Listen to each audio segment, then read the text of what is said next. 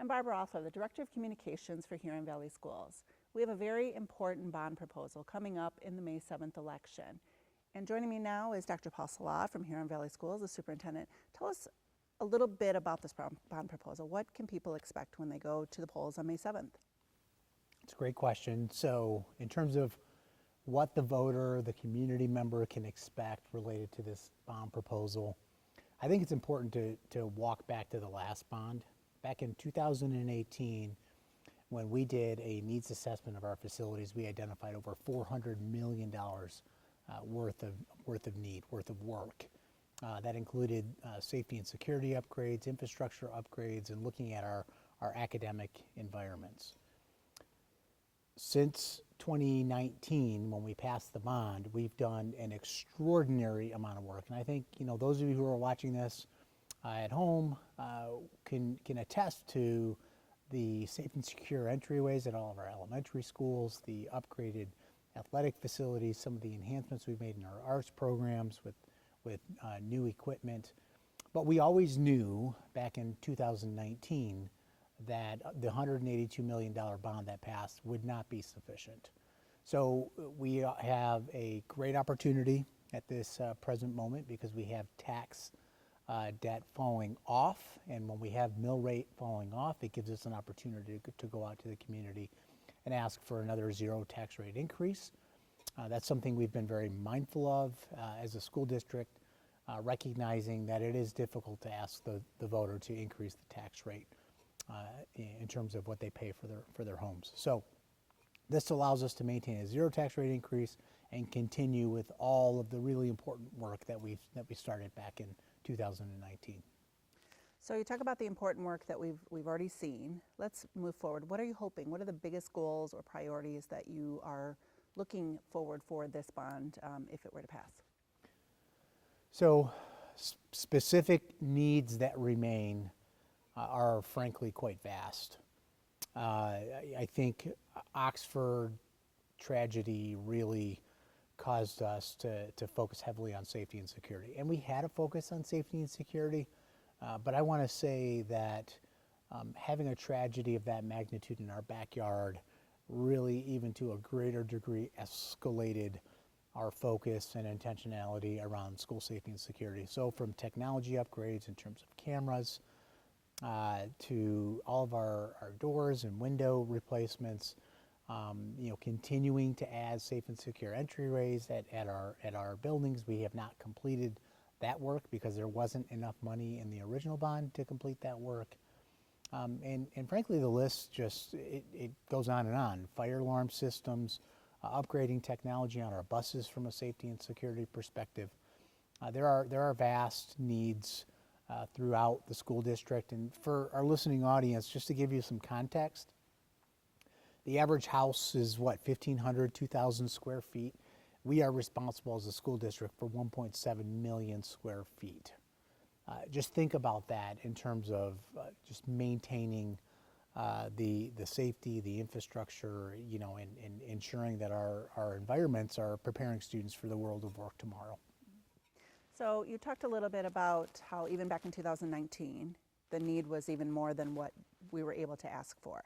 There's been a long process that has taken place from 2019 to a few months ago when the Huron Valley School Board voted unanimously to approve this bond. Can you tell us a little bit about that process with the strategic plan and committees and so forth? Sure.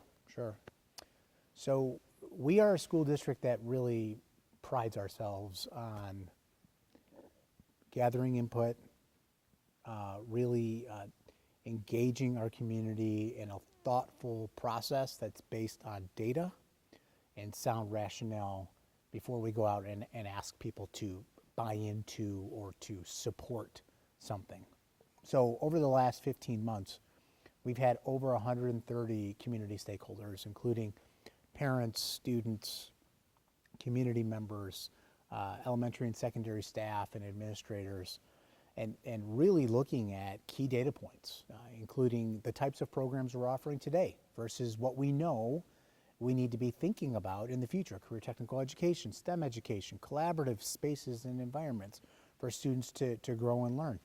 preparing our students for the world of artificial intelligence, which is exponentially growing at a rate that I don't think any of us even imagined we would be encountering. So this committee made a number of thoughtful recommendations after looking at our enrollment and as well as our facilities assessment to make a determination regarding what needs to happen over the next 10 years. And that's really what brought us to taking a recommendation to the board for the $361 million zero tax rate increase bond proposal. The need is there, the projects have been identified, and we just want to continue with the good work that we've already started. So you talked about the Strategic Planning Committee really looking at the enrollment. That was a key factor in some of the decisions and the recommendations that they made on how we should use our buildings. How should we utilize some of our already there infrastructure? Can you talk a little bit about what led to the recommendations and what those recommendations were?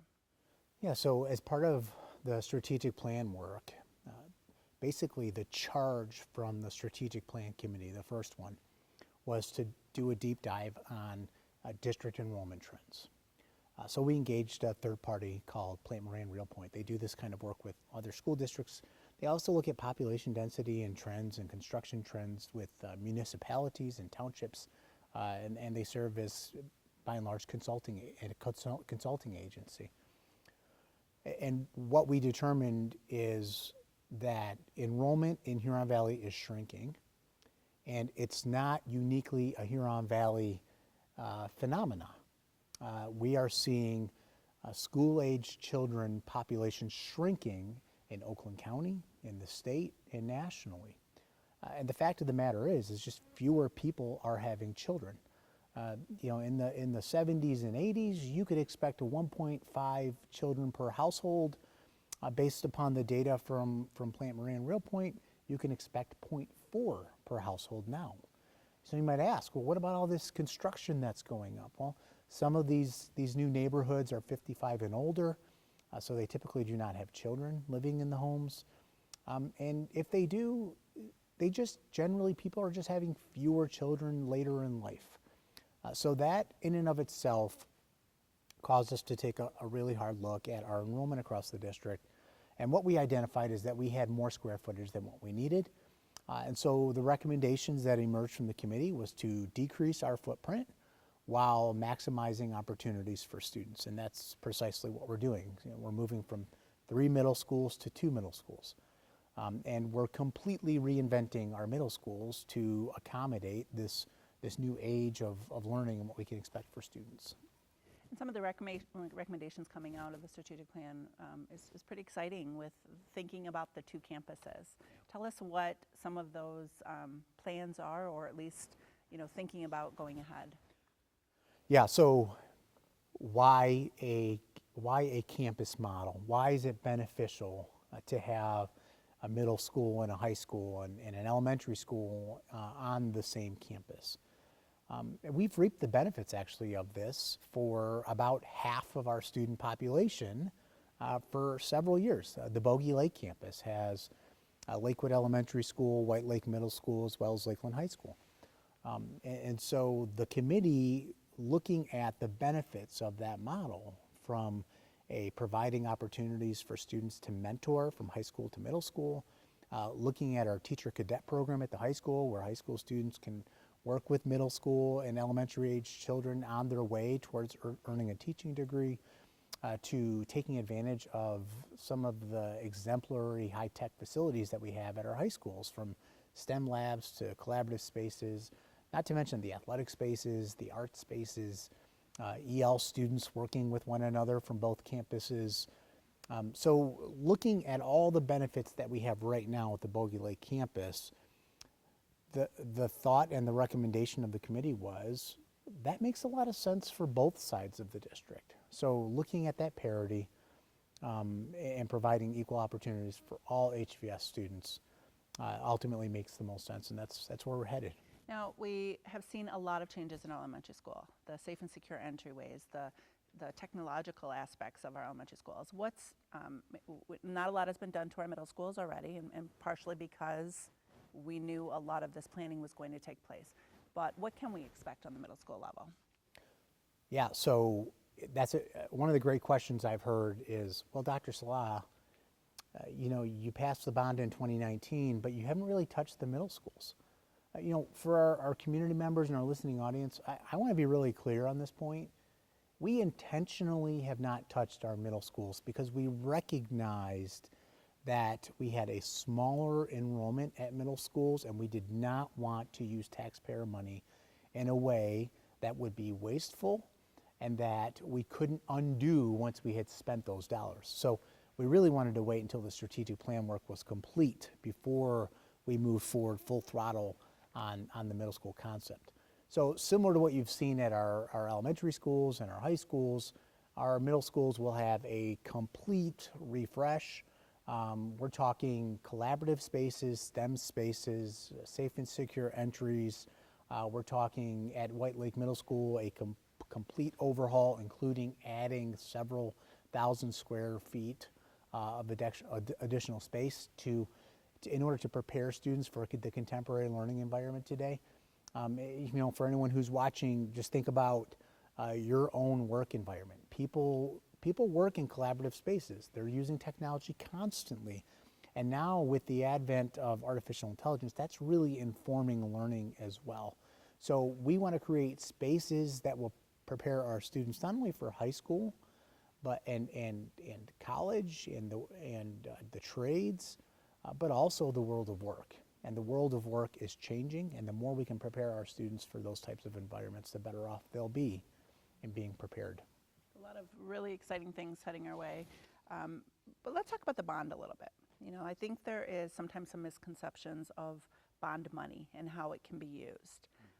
You know, hey, if we pass this bond, but yet, you know, does it go into teachers' raises, or can it be a part of negotiations? And there's actually quite a few rules that depend on what bond money can be used for, what general fund can you. Just the average person might not know. Can you shed a little light on that? School finance is perhaps one of the most confusing aspects of a school district's operation, because there are all these ways with which you can use certain dollars, but you can only use them for certain things. So, for example, we receive roughly $100 million in general fund money. And I know that sounds like a lot of money. But when you think about the operation of an organization like ours that's responsible for the education of 8,000 students and the compensation of 1,200 people, as well as maintaining the heating and the cooling and the curricular materials, you recognize that that money goes very quickly. So general fund money, while it can be used to pay for anything, when you're delivering education to 8,000 students, that runs out rather quickly. Just to give you a percentage, 85% of the 100 million we receive goes to salaries, benefits, FICA, insurance, retirement. It goes to ensuring that we can retain and attract teachers and employees to this school district. And so oftentimes, you know, by the end of a calendar year, those dollars are gone, they're spent, and they were used to deliver a high quality education to students. Bond money, on the other hand, cannot be used to pay for anybody's salaries. It can only be used on upgrading, renovating, or additions and remodeling to school facilities. And for Huron Valley, we actually apply to the state of Michigan for the projects that we want to accomplish. And what the state of Michigan does is they essentially back the bond. It's kind of like the FDIC for school districts. They look at our enrollment, they look at our application of the projects that we want to do, and they say, yes, these projects make sense, and therefore we will back and support the investment in you going out to the taxpayer and asking for those monies to complete projects. Okay. So when we're talking about that bond money, though, you know, if you're looking at specifics like your own household needs, if our schools need new roofs, our schools need new HVAC systems, which they do. Our schools need upgrades to, you know, our water systems. I mean, we hear that all the time from different schools. That could come out of general fund, but then that depletes the general fund. So that's why, right? Yeah. That's something that you would use the bond for. So technically speaking, you can use general fund monies to pay for infrastructure improvements. But we have contracts with 9 bargaining groups, and in order to fulfill our legal obligations to employ staff and provide an education for students, there's only so many dollars available to us. So technically, yes, we could, but at what expense, right? What programs are you cutting? What personnel are you eliminating in order to make your budget from one year to the next? And the competitive factor. I mean, the more money we have in our general fund gives us the opportunity to pay our teachers and our staff and our educators a better competitive wage. You know, and I know that we're always talking about attracting and retaining. I mean, it remains a top priority. You know, we have talked a little bit about infrastructure and the needs. You know, something that you've said often was the last time many of our buildings have seen not just, you know, the safe and secure entry, because that does seem like over the last 10 years that's become a higher priority, but some of our buildings have not seen, you know, air conditioning units and things like that upgrade in how long? Can you talk to us a little bit about that? Well, the last major infrastructure bond that was passed in Huron Valley Schools was in the late 90s, early 2000s. That work was completed in the early 2000s, and we have not touched any of our buildings since the early 2000s when that was passed. And I would say, and this is important, some of our buildings hadn't been touched since the 80s or 90s, because we didn't touch every building with the last bond proposal in the early 2000s. So there are several buildings where, you know, windows are original, doors are original, bathrooms are original, things that haven't been touched in, you know, 40, 60 years or more.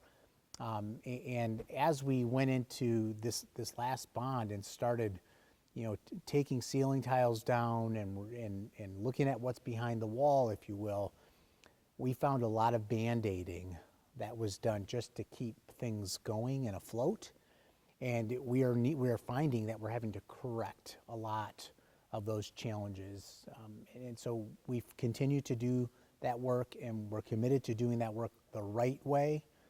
And we're committed to doing that and going to the community when we have an opportunity for a 0 tax rate increase. And that's what we're doing in this instance as well.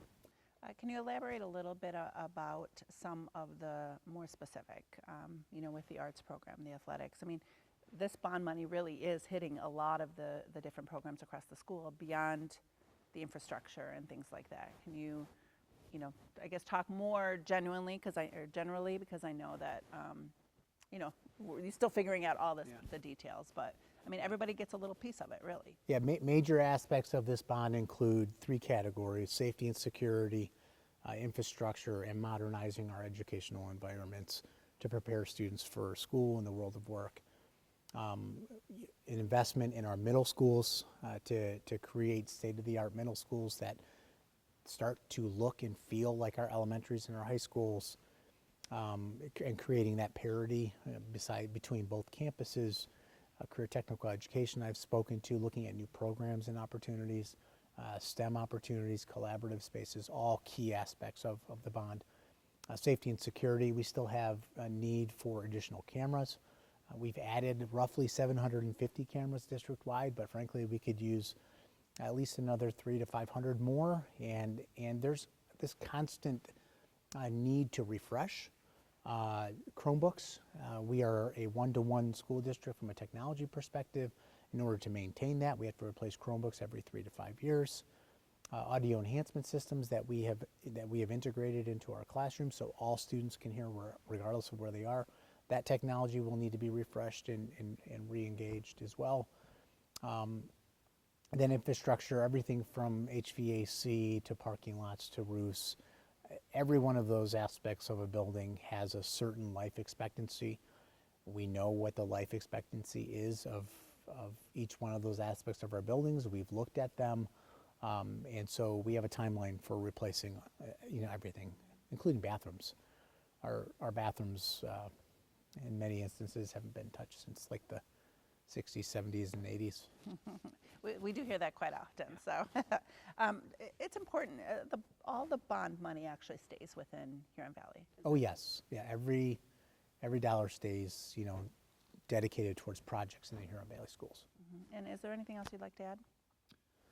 No, I guess I would say for our those who are tuning in, just communicate with your neighbors, get informed, visit our website at hvs.org. There's a plethora of information. If you have questions, don't hesitate to reach out to the communications email address that we've provided. Take a look at our FAQ. We will continue to populate the FAQ as questions arise that have not been asked and answered, and just want to encourage you to get out and vote on May 7th or by absentee ballot. Absolutely, and thank you so much for joining us. And again, Dr. Salah mentioned we have a lot of information on our website, www.hvs.org, or you can email us at communications@hvs.org, and we will answer those for you. Thank you. Thank you.